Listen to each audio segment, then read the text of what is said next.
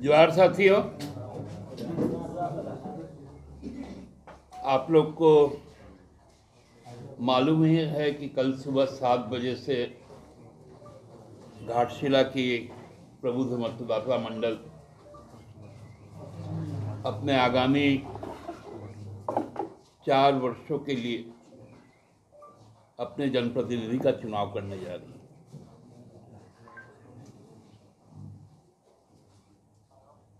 जिस प्रकार वहां पर प्रचार कल जब समाप्त हुआ, लोगों के बीच में जो उनके जो निर्णय दिखे, उनके अंदर जो आकांक्षाएं दिखी, वो बहुत आश्वस्त हम लोगों को करती है कि घाटशिला के लोग जो 10 महीने पहले जो आशीर्वाद हमको प्राप्त हुआ था, वो उसका पुनः एक रिन्यूअल होगा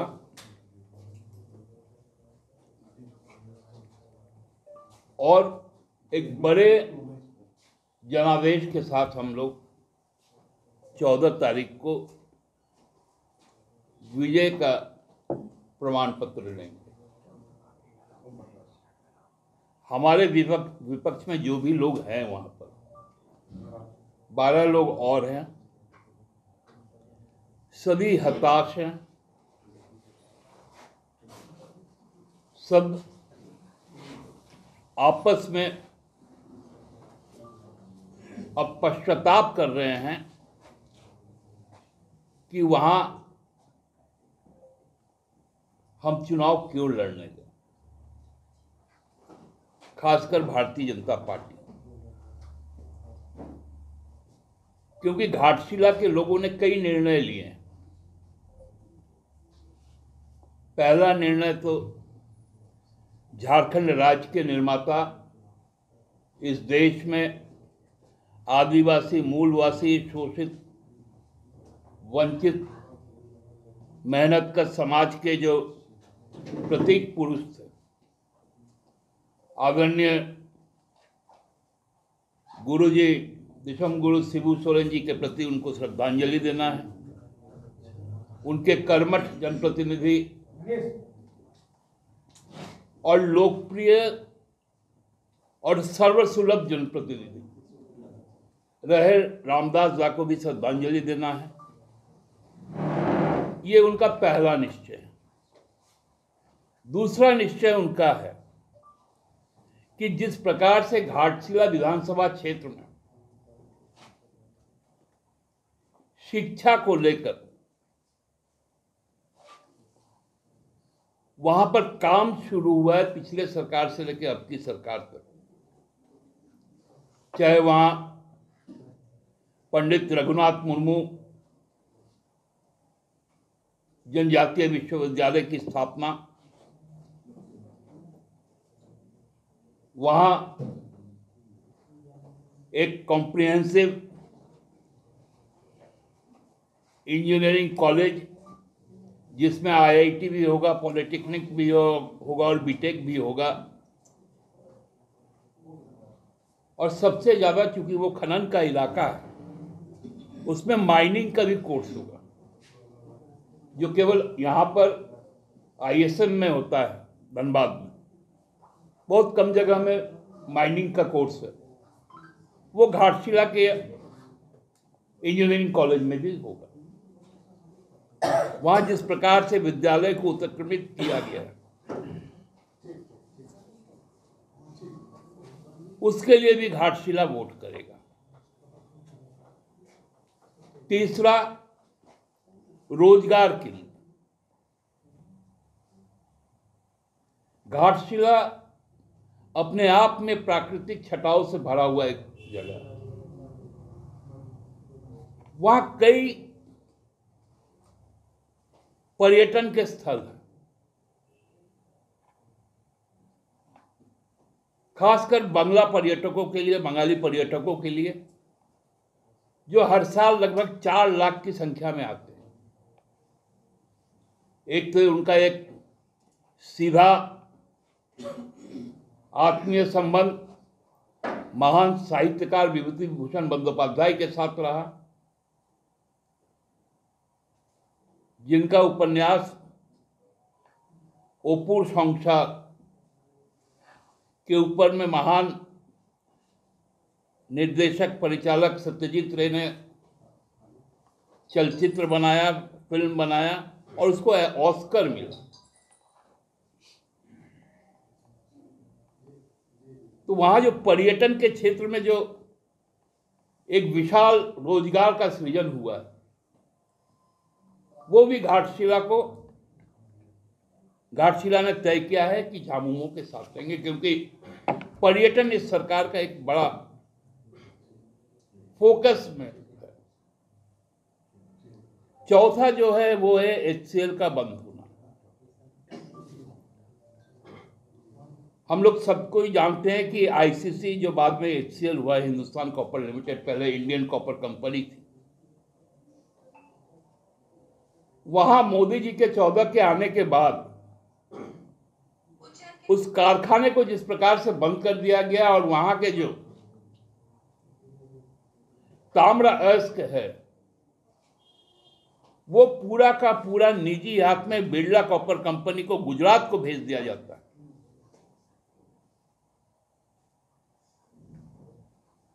वहां के लगभग 2.5 लाख लोग जो इस इंडस्ट्री के ऊपर, इस खान के ऊपर में निर्भर थे, उनका हक छीनकर गुजरात भेज दिया गया। उसके खिलाफ जो आक्रोश है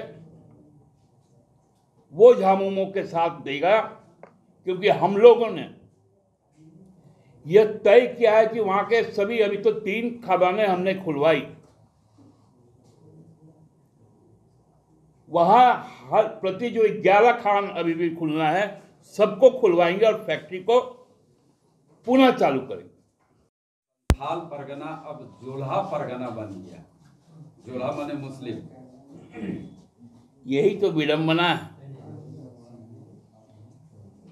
कि आज से लगभग 11 महीने पूर्व जो सामाजिक समरसता, मूलवासी आदिवासी की एकता, यहाँ की सांस्कृतिक धरोहर, यहाँ के मान्यताओं को पूछता था अपने 4 दशक के राजनीतिक जीवन में, ऐसा कौन सा बात हो गया कि वो 11 महीने में क्या से क्या बोलने लगे। और वो इतने अब हताश है। कल का उनका यदि प्रेस वार्ता आप लोगों ने भी तो कवर ही किया, हमने तो देखा कि जिस प्रकार निरुत्तर होकर उनका एक रूप सामने आया, वो बताता है कि कितना विचलित और कितना हताश वह पूर्व मुख्यमंत्री। जी, आप अपमानित महसूस कर रहे थे, बोले कि इतना अपमानित कभी नहीं हुए, इसलिए उनके आंखों में आंसू दिखे। देखिए,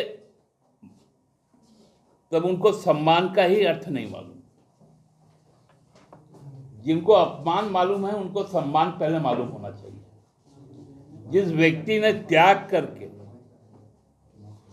अपना सर्वश्रेष्ठ स्थान उनको दिया, वो सम्मान को यदि वो नहीं समझ पाए तो फिर उनको अपमान कैसे हुआ, ये तो वही परिभाषित कर सकता है। प्रचार में देखा कि बैल भी दौड़ने लगा। बैल तो दौड़ ही रहा है, वहां 12 को तो बैल चुनाव लड़ ही रहा है,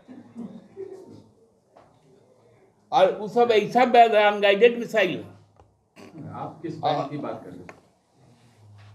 अरे वहां तो एक ही प्रतिनिधि है, अभी धन कटनी के समय है, और जैसे मैंने अनगाइडेड मिसाइल सब वहां दौड़ रहा है, खेत चलना शुरू कर दिया, उसी के खिलाफ तो चुनाव होगा, उसी का तो जनादेश आएगा। दादा, चुनाव बाद समीक्षा की जाएगी। झारखंड में भी गठबंधन दलों कहा गया था, पहले तो चुनाव कल का हो जाने दीजिए, 14 को रिजल्ट आ जाने दीजिए, बंधु, हम गूंगा नहीं हो जाएंगे। हम भाजपा के लोग नहीं हैं कि हम निरुत्तरित होते हैं और आंख से पानी गिरता है। हम संघर्ष के लोग हैं और संघर्ष के दौरान आंसू नहीं गिराया जाता। आपने सुना होगा हेमंत सोरेन जी का भाषण विधानसभा में कि मेरे आंख से आंसू नहीं गिरेंगे। हम आंसू को बचा के रखते हैं। हम आंसू पोंछने वाले लोग हैं, आंसू गिराने वाले लोग नहीं। किस स्थिति में देख रहे हैं? देखिए, हम लोग तो वहाँ पर उनको शुभकामना दे रहे हैं, क्योंकि हम लोग सीधे तौर पे वहाँ पर चुनाव के हिस्से है नहीं, लेकिन जो सूचनाएं हैं उसमें हमको लगता है कि यदि मतलब एनडीए का तो एक रूप है और उसका तो 3 रूप और भी है। ए उसका सीबीआई है, बी उसका ईडी है और सी उसका चुनाव आयोग। यदि एनडीए का एबीसी ने काम नहीं किया तो अगले 15, 16, 17 जब भी हो तेजस्वी जी मुख्यमंत्री बनेंगे। इसमें कहीं कोई अब शंका आशंका हमको लगता है रहना नहीं चाहिए। तो दादा, आपको एबीसी का पूरा यकीन है कि वहां पूरा ये एबीसी काम कर रहा है? सूचनाएं तो ऐसी ही आ रही हैं। जिस प्रकार माननीय गृह मंत्री ने अपने अंतिम दिन के संबोधन में कई जगह कहा,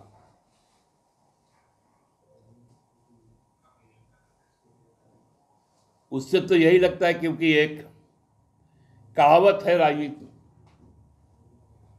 खासकर हिंदी हॉटलैंड में, कि यदि भाजपा चुनाव जीतती है तब तो सरकार बनाती है, लेकिन यदि चुनाव नहीं जीतती है तो सरकार जरूर बनाती है। ये आप लोगों ने मध्य प्रदेश में भी देखा, ये आप लोगों ने महाराष्ट्र में भी देखा, ये कर्नाटका में भी देखने को मिला था। तो यही एक, और ये आशंका इसलिए है, और उसके खिलाफ बिहार तैयार। हमको लगता है पूरे देश में यदि सबसे सचेत और सजग कोई राजनीतिक राज्य है तो वो बिहार। बिहार ना वोट चोरी होने देगा, न एबीसी का कोई जलवा वहां काम करेगा। ये मुख्य रूप से बातें जो हमारे समर्थन में, झामुमो के समर्थन में वहां के लोगों का निर्णय है।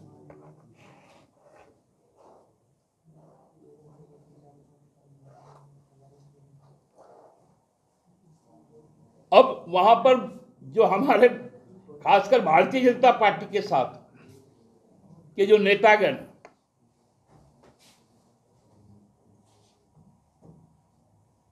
उनका कैंडिडेट ही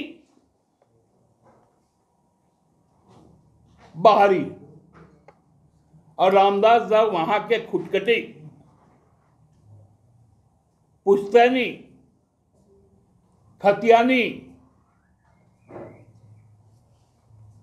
उनका वंशज। डांगलपाड़ा इलाके का जो खरसती मौजा है वहीं के।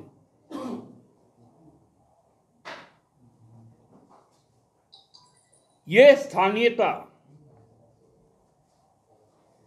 आदिवासी के प्रति, जनजाति जीवन के प्रति हेमंत सरकार की सोच, मूलवासियों के प्रति हेमंत सरकार की सोच,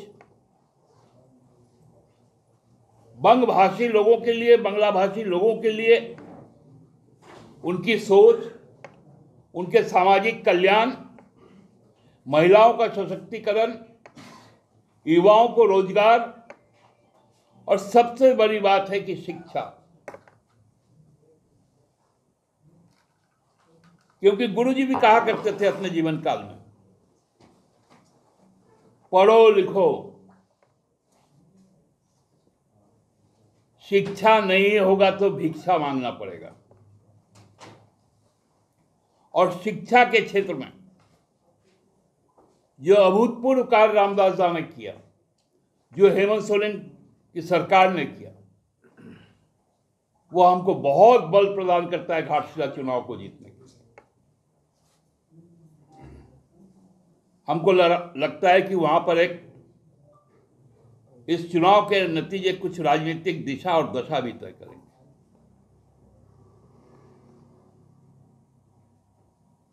जो भ्रम की स्थिति वहां पर,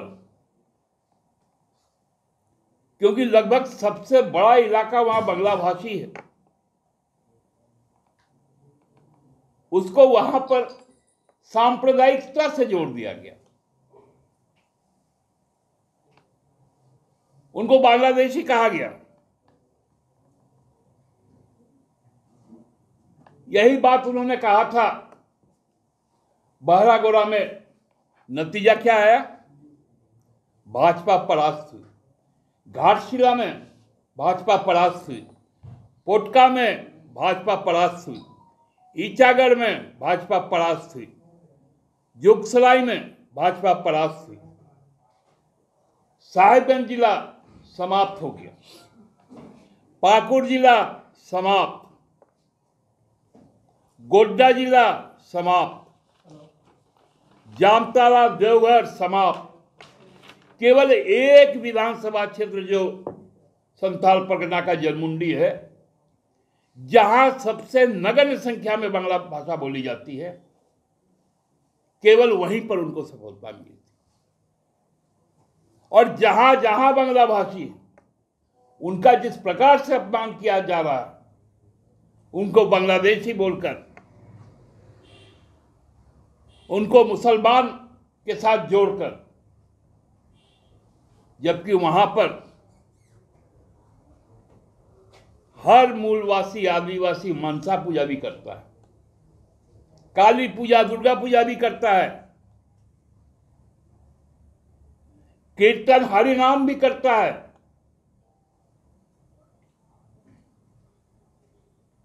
वहां जो सांप्रदायिक विभाजन की कोशिश की गई, उसके खिलाफ भी जनादेश आएगा और एक बड़ा जनादेश हम लोगों का होगा।